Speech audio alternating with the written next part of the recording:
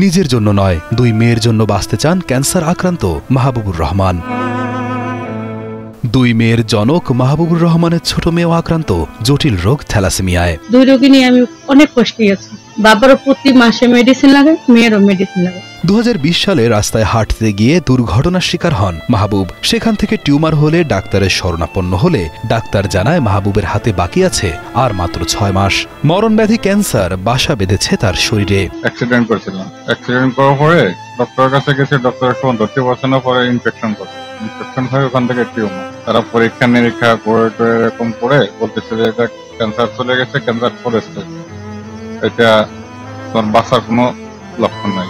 পরিবারের একমাত্র উপার্জনক্ষম ব্যক্তি 40 বছর বয়সী মাহবুবুর রহমান, একজন সাবেক চিকিৎসা সরঞ্জাম বিক্রেতা। 2012 সালে নিজের গ্রাম গোপালগঞ্জ থেকে সিলেটে আসার পর থেকে তিনি আম্বরখানা মজুমদারি এলাকায় তার পরিবারের সাথে ভাড়া বাসায় থাকেন। অসুস্থ মাহবুবের সব ধরনের সেবা যত্ন ও দেখাশোনা করছেন তার স্ত্রী। টিউমার ফেটে গেছে, তখন থেকে এখানে কোনো ডাক্তারও এলাও করতেছে না, বলছে যেখানে অপারেশন করেছেন সেখানে চলে যান। আমি প্রতিদিন অন্তপক্ষে 20 থেকে 30টা খালি খাতায় ঢোল লাগে আমার, একটু প্রসাবের ওদিকে ওই সমস্যা।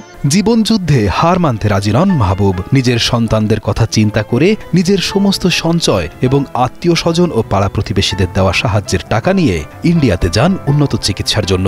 অনেকটা সুস্থ হয়ে উঠেছিলেন তিনি, কিন্তু মরণব্যাধি ক্যান্সার তো আর এত সহজে পিছু ছাড়ার নয়। আবারও বেড়েছে ক্যান্সারের প্রকোপ।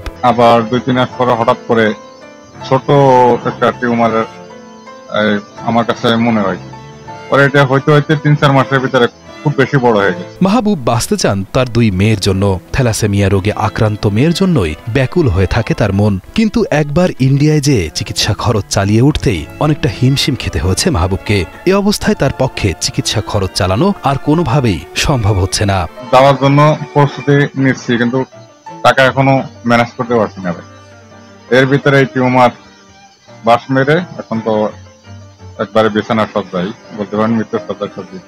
অর্থের অভাবে বড় মেয়ের পড়াশোনা বন্ধ করে দিতে বাধ্য হচ্ছে এই অসহায় পরিবারটি। স্বামীর সবটুকু সেবা করলেও অর্থের সমস্যার সমাধান করা সম্ভব নয় বলে জানান মাহবুবুর রহমানের স্ত্রী। তবে সিলেটের মানুষগুলো খুব ভালো, তারা ভালোবাসে, যতটুকু হেল্প করতেছে ওইভাবেই আমি বাঁচতে আছি। পরিবারটির অসহায়ত্বের কথা জানালেন প্রতিবেশীরাও। টাকার অভাবে চিকিৎসা না হলে অসহায় পরিবারটির আর কোনো অবলম্বন থাকবে না বলেও জানান তারা। মাহবুব মিয়া একজন অসুস্থ রোগী, উনি ইন্ডিয়ায় গেছেন, 10 থেকে 15 লাখ টাকা খরচ হয়েছে।